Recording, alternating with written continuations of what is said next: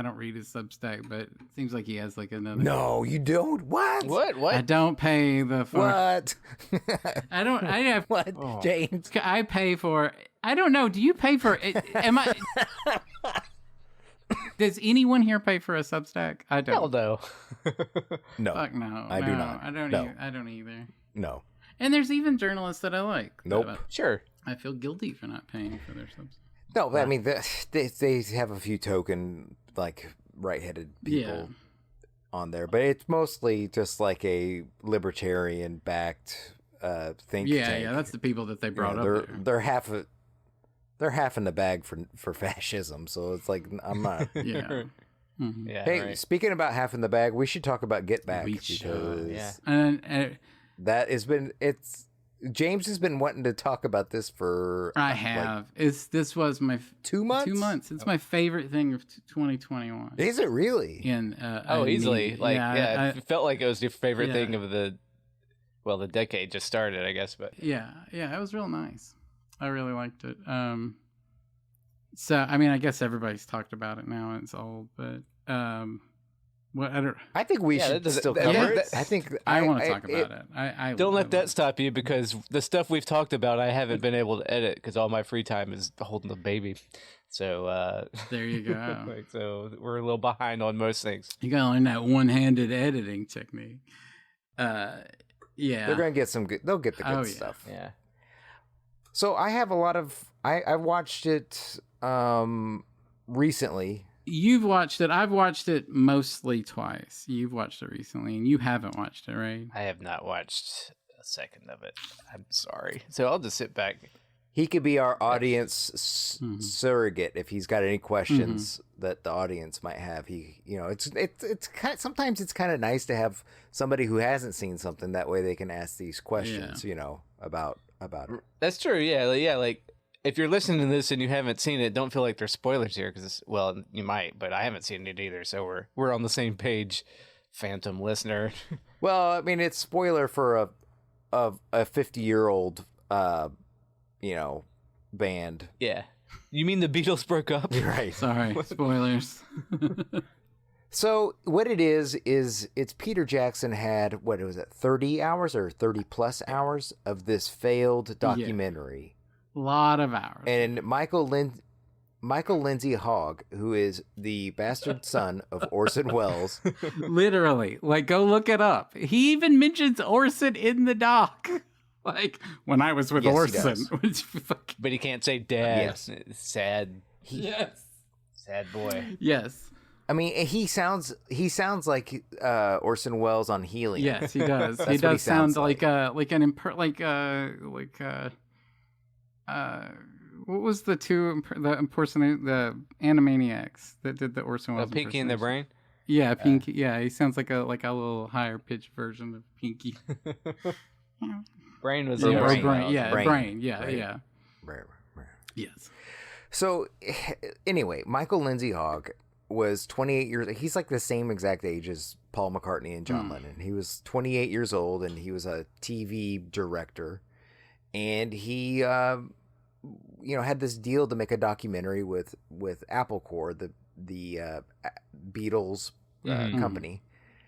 And so they were going to long story come short, in and rehearse all the songs and perform them at the end. Well, they were going to.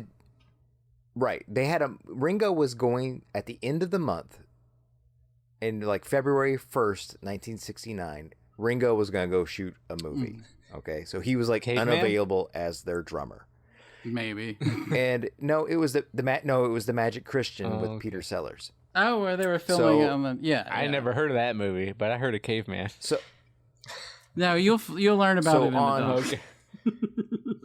on January 1st is like the first day of this project, and they have a studio booked and like a television studio booked. And the idea is the documentary crew would film the Beatles writing from scratch 14 new songs, or writing or arranging old songs or whatever. They were going to have to come up with 14 songs A full LP. in 30 days and record them live as a live album. So like on January 1st, okay, what songs do we have that we could do? And so they dig in into their like bag from when they were literally 15 years old. I think the one after 909 is like the first song. Which one? The John Lennon. Yeah, wrote. one after 909. One after 909 is like the first song John Lennon wrote. Okay. Yes, with Paul. Yeah, it's the first one that they wrote together. And so they dig out some of these old ones and like, figure out the arrangements for them. And so there's a catch. They haven't played live in like 3 years or 2 years. And they mostly hate each other. And they all hate each other. Yeah, yeah. And they're on each other's last nerves, except for Paul and John, who are obviously still on good terms. I think. Yeah, because I think because they're in love. They had the most fun. I think that the way, I think that was I have never seen such a representation of such a how much affection two ostensibly straight men have for each other. And seeing that, yeah, it's real what Tolkien was talking about in Lord of the Rings, except everybody now assumes that Sam and Frodo were gay, but it's all about camaraderie and blah blah blah. Yeah, they were real. Yeah, I would say that it was probably like that sort of Tolkien-esque idea of fellowship. That's when you start realizing that John was a little older than Paul, and so I think that maybe Paul had some brother idealizing. What? I thought they were the same. Born the same they were. year. I think. Oh shit. No, because Paul George says, is 13, and George is the youngest. George was 13, and John and Paul were the same age, and Ringo was older than all of them. Yeah, I knew Ringo's older because Paul McCartney was born in 42. He was born in 40, so he's 2 years older. So John is 2 years older than Paul? Yeah, John is 2 years older than Paul. So, and I think that there was that was a brother, they were tight, but I think that he was real young when he met Paul. Or Paul was 15. Well, I mean, Paul actually had an older brother who shows up in the movie. Yes.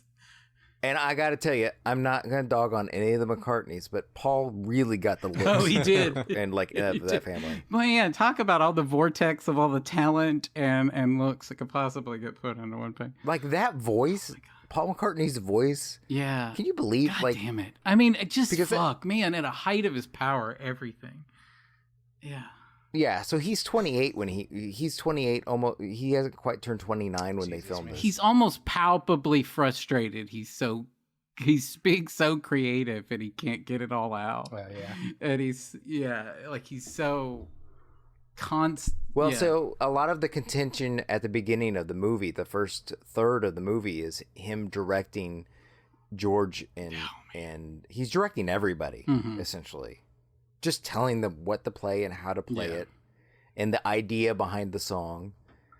And it's all reluctant. It's just because he's got so much creative power and he's trying to channel it and not be a bossy asshole at the same time. But he's right. Everything he's saying is right. And that's he conjures the song "Get Back" out of thin air, in a morning on the fourth day.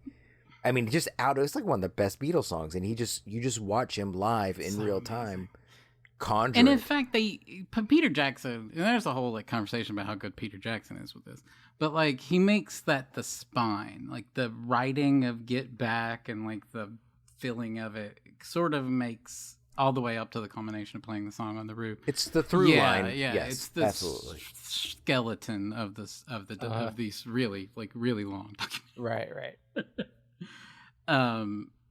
Yeah, and George is and so you watch all of this because we all know, and the documentary does a good job because there's no talking heads. This isn't a talk. This is just there's no Peter Bogdanovich coming in and saying, "My friend Orson's son here." No, it's all fly on the wall. It's all footage that was shot fly on the wall style. Yeah. And almost no hagiography. If you don't, nobody's sucking the Beatles' dicks. None. I mean, everybody in the show is because they're the Beatles. Sure, but the doc itself isn't sucking. It's just 4 people picked to live in a studio. What steps happen when things stop getting polite, start getting real? Yeah. They got the cameras so pulled back on them too. Is that you could tell that eventually the Beatles got so used to being recorded all the time that they eventually did really let their guard down. Mm-hmm. Yeah. There was some trepidation. There was some trepidation at the beginning of the movie. Yeah.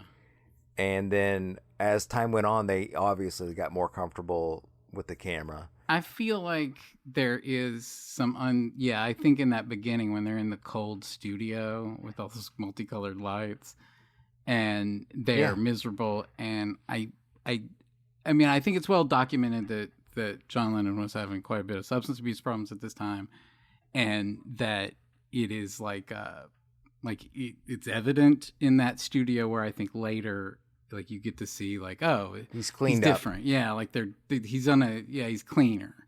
And but he's nodding off at part. And that's when you start seeing the Yoko stuff. Maybe she was just there as like, she was not domineering or weird. I mean, it was weird that she was there. She's just a babysitter for the most part.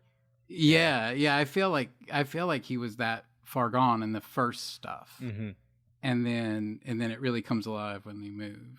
And when I stop needling George. Oh, yeah. But yeah, that's what I was going to say about the thing with George is that he's sitting on a mountain of songs. Yes. Like the best, one of the best albums in the world is the song he wrote, like not only all the stuff off of Abbey Road, Something, Here Comes the Sun, those songs are written. Yeah. But most of the songs off of All Things Must Pass are written and have been trying to get on albums. Oh no, Old Brown Shoe is like he writes Old Brown Shoe the night before on one of these during this month. Yeah. Oh really? Yeah. Yes. I mean, George used to be like I mean, the contrarian in me was like, nah, George's my favorite Beatle. I mean, but we talked before like. He's great. Yeah, I mean nobody's shit talking. Yeah, the only one that's not great is just Ringo. He's so great. Yeah, but, I mean he's a great. You get to see what his special. You get to see what his secret power is and stuff. He's just there for people, man. Yeah. Peace and love, man. Peace and love. Here's the thing. He's a boron, right? Yeah. No, let me say this. I do want to dip in for a little bit for Ringo on his creative side. Yeah. There are people who have been in bands their entire life and have not one of them ever written a song as good as Octopus's Garden, and he legitimately wrote that. Okay, that's true. Yes. You will never take it. Fuck you, Wade. You'll never take Octopus's Garden away from him. I love Octopus. Hey, I just was listening to Raffi sing about Octopus's Garden for my kid just last night. It's a great choice. And he could sing better. He could sing better than me. Like he could sing better than I love Ringo. He could sing better than I'm just saying out of all the people. all the bingos, all the Beatles. I'm just saying we all know Ringo's the least talented, creative songwriting wise. Anyway. Sure, and I think he would cop to that to a certain. I'm sure he'd cop to that to a certain degree. It's not a secret to anybody. Yeah, dogs know it. But he's definitely like one of the most talented bandmates, like lower. Oh, you don't if you want take the least talented bandmate of other bands. You need him there. You need a Ringo though. He's like the greatest. You can't have the Beatles without a Ringo. Sorry, whatever that fifth guy was. He's like the greatest, like low. He's like the greatest, like least valuable player ever. Mm-hmm. Like if you take the worst player on any team, he's like the best. Does that make sense? That, yeah. Like he's gonna beat out the worst band member of any band. Yeah, I mean it is true. You know, being a good band member isn't always about writing the best songs. Yeah, and he was all about getting on that roof. Yeah, he was like he did. I think it also the guys had one of the sort of wonderful surprises of the documentary is that like they're all outside of being like obviously the biggest band in the world at the most creative they're surprisingly down to earth. Like they're not like so they're not really out of touch. They're not like if you were watching it's not like watching The Real Housewives or some shit. Like they're Right. very like they're all just like, I just want some toast and some and a coffee, and later on get a beer, and they're really like how low in potential. Like I saw John move an amp. Like Yeah. he was helping some like he was like, you're John Lennon at the height of your power, and you're moving equipment from one studio to another. You're saying that the Beatles jam Econo? Yes. Oh shit, no. Yes, they do. They move their own shit. Yes. They're great. And, Yes. and they, the Minutemen well, people. they got Mal, the wonderful Mal. Oh my Yeah, these God. great side characters, by the way. But you get to see all that stuff, and I do think that Ringo keeps some element of that in check, because when they're like, he's the first one to sort of poke a hole in a lot of the stuff by being just more like more, like parochial than them, and I think it does keep them down to earth, and it keeps John from being too weird or whatever. Yeah, because by this point they've already gone yeah. off to India and Yeah, and they talk about that quite a bit. And that becomes India's a Yeah. big point of contention too. because George, that was legit with George. George legitimately changed, and Like that's his they religion. went, and he came back, and that was his. I mean, he was. I don't think he made a big deal about it, but he was a Hare Krishna, oh yeah. and so like he had those dudes around. At one point, he has I dudes don't know, that- was it Glenn? Yeah. Glenn somebody sent the Hare Krishnas sent George some flowers Yes. or some food or something, Mhm. and Glenn or somebody was reading the card or something. And they're like, "What's this from the From Hare Hare Krishnas?" And then Ringo's like, "Yeah," and he's like, and Ringo just like unsolicited says, "I don't like them," or something like that. I don't like them. No, I don't like them. And so I it don't like pokes that. a lot, and I think that Paul pretty much not into religion. Mm-hmm. It's pretty clear. And John, How does is John feel whatever. about religion? I disagree. I think his religion was definitely being a living artist. I don't know. I haven't watched this, but I have no idea how John Lennon feels about religion. Oh yeah. Mhm. Yeah. Imagine. I can't imagine what he thinks about religion. That's a big subtweet for George Harrison, you think? Well, he does. He does say, "I don't believe in Krishna, in God." Yeah. All of these guys, man, God, they were in the, because you think of like all of these great albums that are just within a year or two of getting released from this period. God, it's so, and you're just sitting there watching them kind of like fight and have a good time, being legitimately good friends. John Lennon is funny as shit. Like, he's just like, you see why he was such a. Well, I actually thought Paul was funnier at times than I ever expected. Oh, yeah. him to Yeah. be. And Paul is. I said this as I watched it, and I try to temper this, but I get these feelings that Paul's the best boomer. Oh, right. Like, they don't get better. They don't, like, I think he's the real deal. Like, all the way down. Like, nobody says anything bad about Paul McCartney. And the only person that ever Is did dead. was the two people that he had the strongest relationships with. Right. Like, Yeah. And so, like, literally his brothers, like, not his real brother, but Right. I mean, he raised, I like, he just did all of this stuff without, like, and, like, when he's there with Linda Eastman, and you're like, oh, he's bringing his girlfriend around. Yeah, the woman he was married to until she fucking died. Right, He right. adopted her kid. He put her in his band. He built his entire life around her. And then when she died, he was the most saddest man for like 10 years. Like, Yeah, like, for a while. yeah. So, like, you're watching him in this, like, channeling all this, like energy and all of this, like, artistic greatness. And, like, it's so interesting. I think that I really wish this came out when I was like 20 or 19. Oh my god! Yeah. Because I think it really informed me.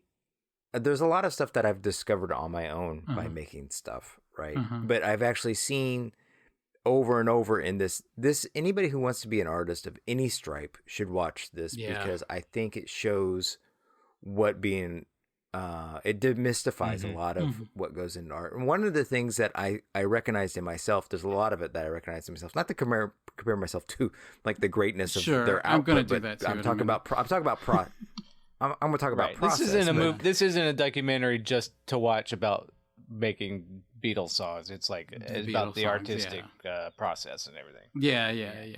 Mm-hmm. So one of the things that I strongly identified with is that when they're in the process of making something new, how everything that all their influences, everything that they've already made is like still sits with them right along like the entire time. Yeah. And it's a like their influences and what they just simply like, what they grew up on, what it's all there bubbling beneath the surface. And that's how I feel whenever I'm making stuff all the time. Like, but even stuff that I've like, you're still reconciling stuff, old songs that you wrote a couple years ago, your oldest songs, but still the songs that you just like to play. You know, all all those great covers that they did. Oh, yeah. But they would stop to play these great songs and so the urge to get the right chord, like I want a little bit, and like Paul would say, I want a little bit of this, and then he would play like the Chuck Berry or whatever. Oh yeah. And then like it's just a part of the language. It's like help them get to the point they need, and they're just how free flowing they are with that is real kind of cool. And that's it's a real part of making stuff. There's a one point where George starts singing "I'll Be There," the Motown song. Oh yeah. Over "Get Back," and the chords and it's like cool, and they reject the idea eventually, but it's cool that he added that, like, you know, like it sounded like a mashup in real time. Yeah, it did. Yeah. And he was It's like you almost watched George invent the mashup is what it sounded like. Yeah. And one of the things that he does that Paul does that I recognize that I try to recognize in myself and do more and more as I feel like I get a little better at writing is because he's famously struggled with the production of Long and Winding Road. He's never been happy with that song ever. And you see him when you have Mal walk up to him and start asking him stupid stuff to write down, right? And he's in the middle, and then that was one of my favorite parts because you're watching the Long and Winding Road in its infancy. Yeah, he's just starting it. He's just got a melody. He just has chunks of it. Yeah.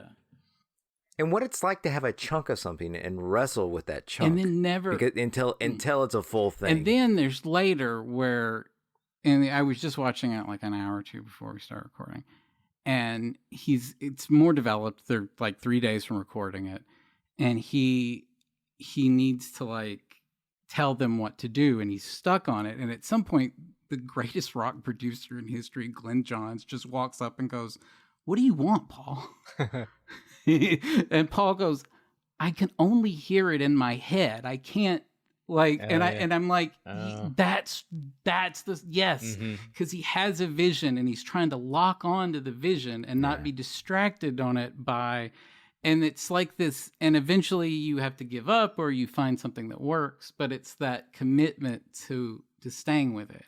And John has that too. Like you can see where John comes off like a goofball, but when it comes to his lyrics and stuff, he gets real, like you can tell like the song is very like, he knows to take that seriously.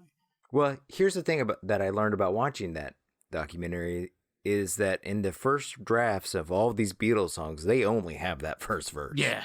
Oh yeah. They don't have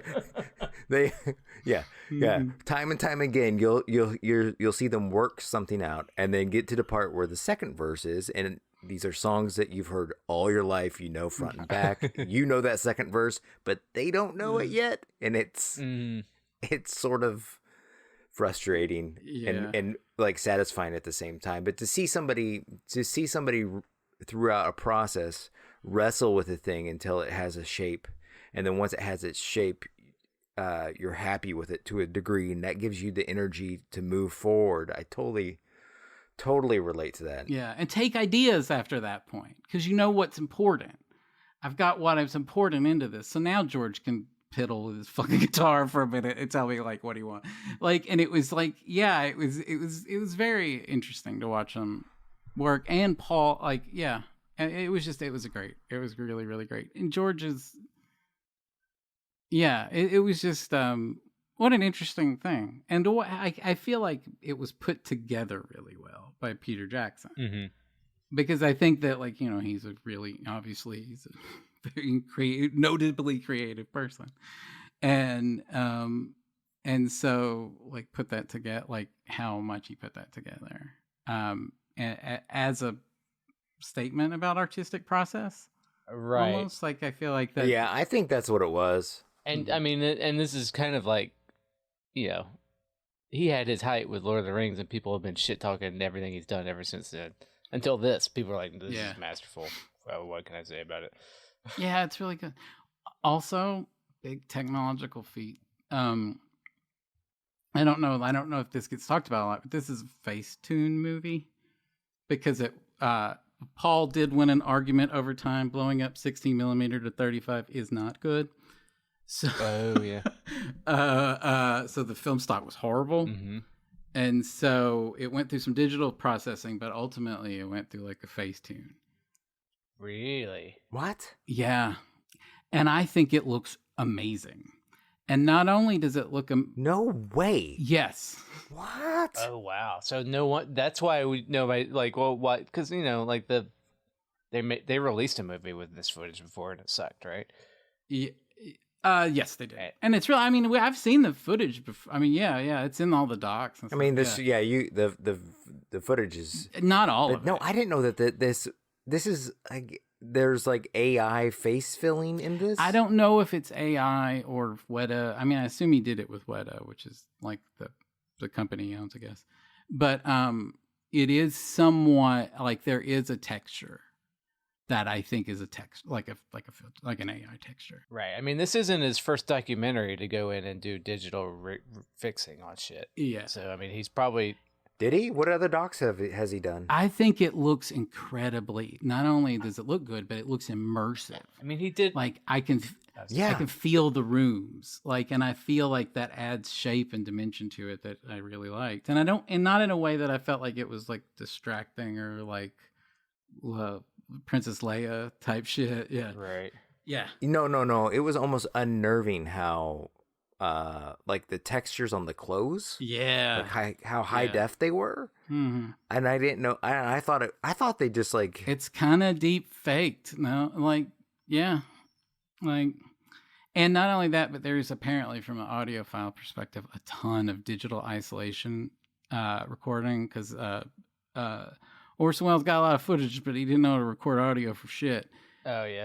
And so a lot of that is a lot of crosstalk, and they had to do a lot of digital isolationing and stuff like that. Well, they did a masterful job of that. Oh, my God, yeah. Yeah, I mean... It sounds so good. Because it's all seamless. It doesn't look like... Nothing looks weird or sounds weird. It all feels very organic. Huh. So this is all very shocking to me. He did that. He did a World War I movie with like They Shall Not Grow Old. He did in 2018, and I'm sure that's 16mm at best that he colorized and made a man. And I might watch that now because this is so good. Yeah, I mean, I had no interest in that when it came out. Yeah. The man's been breaking fucking like all of the big breakthroughs in these like digital shit. He's been the one, except for that fucking 60mm bullshit he got stuck on. Oh, the 70mm for the like Hobbit all the stuff. Or not 60 frames a second. Oh yeah. Like the hyperspeed or whatever. Oh yeah. But no, and I have a weird. I guess I realized like the first book I ever really read was a book my dad. My dad's a big Beatles guy, so in some ways I'm like, this is the family business. But he had a book that was like all of the songs of the Beatles and all the information of the recording. So like I knew all of these characters before. I knew like obviously George Martin and all these people, but because I read that book when I was a kid, and whenever I would listen to the Beatles, and so whenever I'd hear "Hey Bulldog," I'd go read like about the recording and the sessions and stuff. Yeah, "Hey Bulldog's a great song." But and so when I knew a lot of this stuff before. But watching them as a person older than them. Yeah. Yes. Like it's kind of weird because you're 27. God damn it, these guys. Right. Like I wasn't this at 27. Yeah, right. And so but shit, I lost my fucking train of thought here. You talk about the book, and you were talking about how it was like your first book. Yeah. Well, and how it was recording, but how much it completely recontextualized the stuff that I always thought about the relationship of Paul, and I don't think I realized how tight they were. I thought they were much more. I think John was meaner. Like I thought that John was just more hostile. And he definitely was not in this. No, at all. Yeah, the thought I thought, like with this recordings, I've heard about the sessions and everything that they were already on the outs when they started doing this. Yeah. They weren't. This is I feel like, or were they? Well, they're on the outs. Yeah, but they're. Oh, they are. Okay. Yeah, but it is. It's very. But I mean, like it's not. But do they hate each other? No. Yeah. And Paul is in love. They're just. Paul is in love. It's just It's just. I mean, the way he looks at him, the way they play together, and John is too. Like, don't get me wrong. Like, that's a mutual relationship. But how intense they were together. Like it's a. Well, I mean, they never reached. Neither one of them reached their creative heights. I mean, you could say whatever you want about their careers post Beatles, right. But they never. Simply having a wonderful Christmas time. Come on. He did that without John. Yeah. Just kidding. It was. They're all very like normal. Yoko's normal. Yeah. Linda's actually the only weird one there. Yeah. Because I'm like, is she talking in an accent? Yes. She's not British. She has like an affect. Like, I don't want to speak ill of the dead or whatever. Is she British or is she American? Because her husband. I thought Linda Eastman was American. Maybe she. Oh, did she Madonna that shit? Or was she bi? Yeah, because she American photographer. Where was she born? American sounds like. She was born Scarsdale, New York. Maybe she was one of those transcontinental. No, Jewish. She married a she Madonna'd that shit. Sounds like. Yeah, I think she did. I think she did too. It was weird sometimes. I'm like, what is she? Yeah. Her father was. Okay, so at the end, there's this like setup for a sequel that it's not going to happen, where the true seeds of the breakup are set when John takes this meeting with Alan Klein, the Rolling Stones producer, and it goes on because they clearly don't have a manager. That's why they're falling apart. Is Brian Epstein had killed himself 2 years ago, and they had just recorded they just had a busy 2 years. Mm-hmm. And no one was there to be their boss, and so shit just wasn't happening, and they was making mountains of money, but they felt like they were getting fucked over and all this shit. And so it was coming together, they needed a manager. And John got wooed by Alan Klein. Yeah, he totally did. Yeah, who's the American producer or manager. Yeah, he even admits to it. Yes. He's like, I'm gonna go with this guy whether you do or not. He's like, I didn't mean to break. Yeah, he's like, I didn't mean to go on and on about him, but I just got taken with him or something like that. Or I was just really impressed with him. Yeah, he knew more about me than you do, and you than me. Right. Well, Paul didn't like Alan Klein, neither does Glenn Johns. Apparently, you find that out in the documentary. But neither one of them like him. Yeah, and Glenn Johns Glenn Johns was the producer of the Rolling Stones, and Alan Klein was the manager. Right. So, but you do find like that the person that Paul wants to manage him is Lee Eastman, Linda's dad. Right. And so I think and he was like I'm sitting here looking at it now. He was like a big businessman in New York. He was close friends and lawyer to William de Kooning. Yeah. How weird.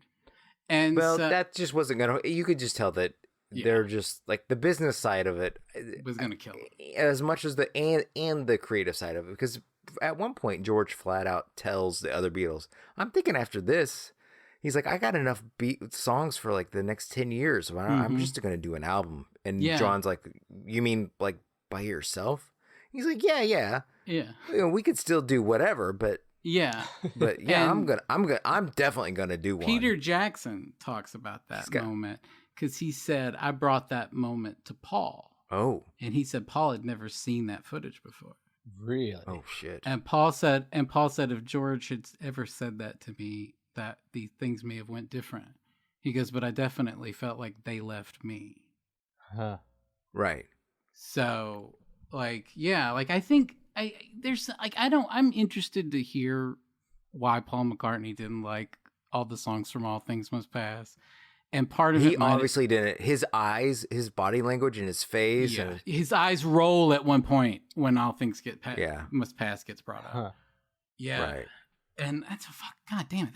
I don't know. Fuck it. That's a beautiful song. Well, see, George knew that. Like, George knew that he had a whole stack of all-time bangers. Yeah. Enough for one album. Yeah. And Paul wasn't going to be receptive to it. Then what else can he do? Yeah.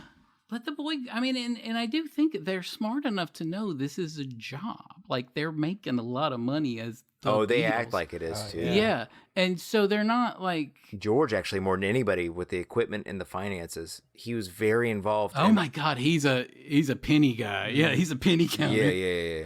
How much does George that cost over there with that, you know? Yeah. Right. He's like, we can't afford that. We can't. Who's paying for that? EMI or like... That guitar that he's playing, that Telecaster, that Rosewood Telecaster, if that was made today...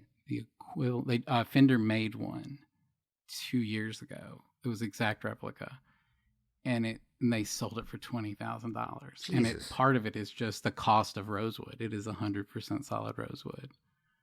And I was sitting here looking at that. I was like, "Holy shit, that's a." And John's playing a guitar that at the time you could have got for $200 and can still just get it for $600. Right. So the exact guitar. So like that's the quality of the weird instruments they're playing. Yeah, it's like the mode. Like it's all them. Like it's all them. That's the thing. And remember, I think on the texting, I asked you about the slide guitar. Remember when that gets brought in, and it's kind of like a novelty. So like in one scene. A slide guitar is a tiny, small electric slide guitar is brought in, and everybody kind of just looks at it, and then in like 20 minutes later, they're recording, and John is playing the slide guitar like on Old Brown Shoe or something, or For You Blue, I think. Yeah, for your blues. For Your Blues, yeah. And I'm like, well, he went from like never seeing this thing to playing on the track for all time. Yeah. In the span of like 20 minutes. And I asked, and I was like, did he know how to do that? Like James, in your, like, as a musician, do you think that he's got, not really. I mean, he had the concept, like you can, like, if you learn a guitar, you can kind of learn everything but a piano. Right. Yeah. He's got the transferable skills to do it just fine. Yeah. So there's enough to where he could probably figure it out. But like, I think Paul, like, as far as just pure musicianship, I think Paul could figure it out faster. Yeah. Right. I mean, yeah, Paul was the best musician for every instrument in that group. Paul or John said at one point that they really loved that song, the Your Blues. Oh yeah. Yeah, like they were like, man, I really like that song. I'm like, and it was like the first positive, and you're like 6 hours into this movie, and it's the first positive thing anybody's ever said about George anything. Yes. Yeah, it's so weird. It's so weird how much they dislike his stuff. And it's obvious. They gave him like one song real estate on an album. Mm-hmm. Right. And I mean, like, and I guess, like, you think like the next album they record one more album, Abbey Road, and it has something. And a lot of that stuff was already in the can. The most recorded the most recorded song of all time. Yeah. So right. Yeah. So he literally had an all timer. Like sitting. I mean, he plays it. Or he starts playing. Frank Sinatra's favorite Beatles song. Yeah. Yeah. I stuck it to those guys. Yeah, no, I love it. It's quite good. So Wade, is there anything you want to talk about? I feel bad though. No, this was very, I mean, I don't know. I could tell y'all all the intricacies of Death Stranding and about BTs and who gives a fuck. That's all I've been doing. Yeah. I don't have time to do watch anything. Well, I could watch stuff, but then I might pass out. But no, if I have a controller in my hands, I usually stay up a little bit easier. And if I'm holding the baby, it is. I can imagine. I don't fault anyone for not liking this show. Like, because I've recently, like, I found like which show? The Get Back. Oh, okay. Like, I don't think like my sister-in-law, who claims to have literally, she's talked about this in like sad terms and like sad framing ways. Like, she doesn't have an inner eye. She struggles with like creative visualization or 3D imagining. And so like, I feel like it's something that weighs on her. But like, if you're not someone who's moved by the artistic process, this is pretty boring, I imagine. Yeah. Yeah. I mean, especially if you don't like Beatles songs. Right. Yeah, I mean, I think we've said before, or I've said like, y'all are like Beatles Catholics, yeah. I believe in the Beatles, but I didn't go to church every week for. I mean, like I might show up on Thanksgiving or on Christmas and Easter, but so I know the Beatles well, but I was never a Beatles guy. I never went through it. Like I never wanted to buy John Lennon glasses or picked one or the other. I was like, whatever. But I mean, the Beatles, they're like undeniably probably the greatest band of all time, right? So I mean. Fine.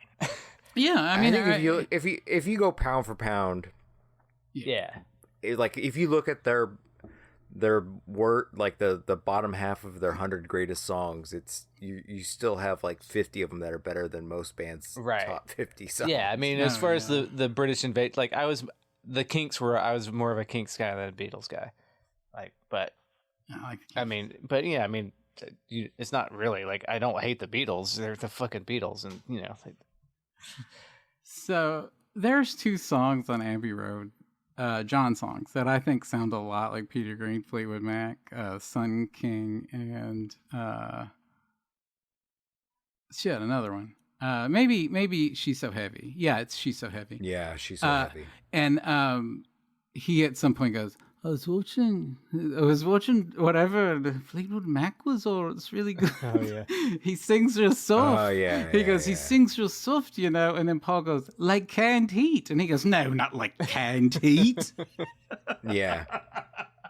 And I like that. I could just watch them argue. He got pretty incredulous about that. I mean, he's right. No, that's because that's how like canned heat. That's how like people talk to each other though. That's why it's so. Yeah, exactly. Yeah. You're just watching these guys be like fun.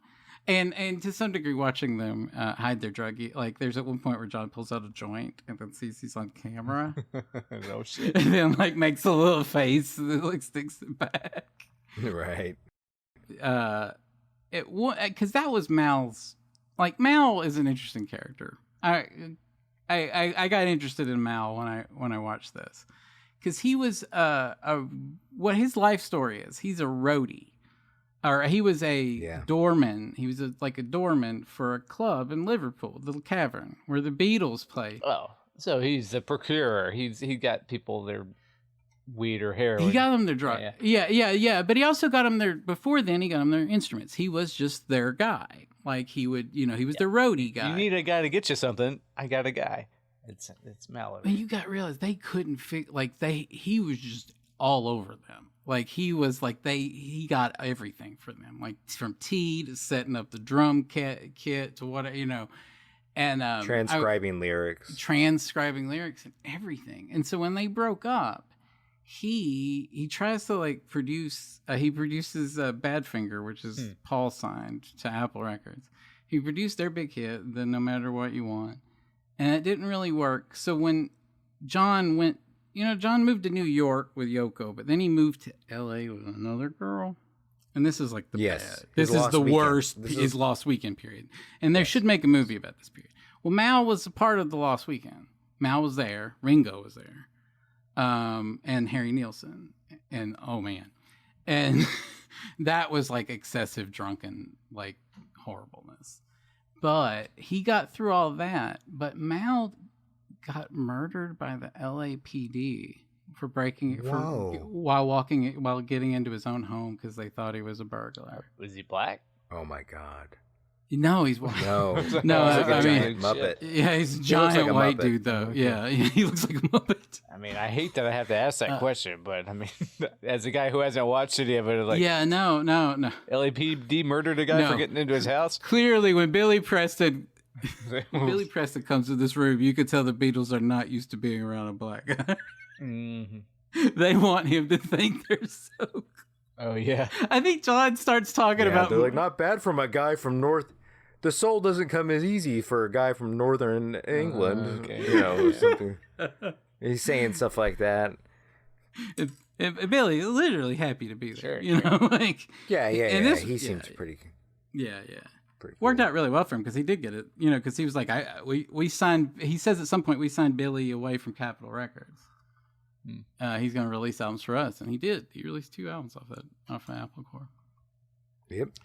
But yeah, Mal is that's the tragic end of Mal.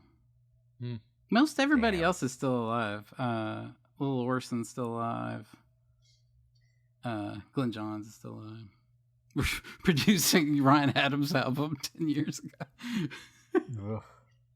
So in the pedal world, I've shared it with you because they're also a YouTube page, but there's a big pedal company called JHS out of Kansas City. They had a weird delay pedal that was really, really popular, but they released it branded as Ryan Adams's pedal. And so, like, a week later, he got canceled for it's like being like abusive, right? Sexually abusive. Oh, Ryan. Oh, right. Yeah. It wasn't like he told a dirty joke. No, it wasn't. He wasn't canceled for thought crimes. He was canceled for sex crimes. For criminal accusations. Yes. So they had to discontinue the pedal, and so it's now one of the most hacked pedals because people really liked it, and the company hasn't gotten up to just re-releasing it without his name on it yet. That's hilarious. So I don't. Yeah, and so it's one of these like hacked things. But yeah, Glenn Johns produced one of his albums. Damn. And a Combat Rock by the Clash. Oh. And every good Stones album, and only the good Stones. Yeah. Good stuff. Yeah, and yeah. All right. Anything else? No, I think I'm gonna turn in. That was good though. Yeah, I enjoyed unpacking Get Back. Same here. Maybe I'll watch it now. I mean, you should. I want to. I'm not against watching it. What I need to do. Well, yeah, I got a lot of stuff I need to do.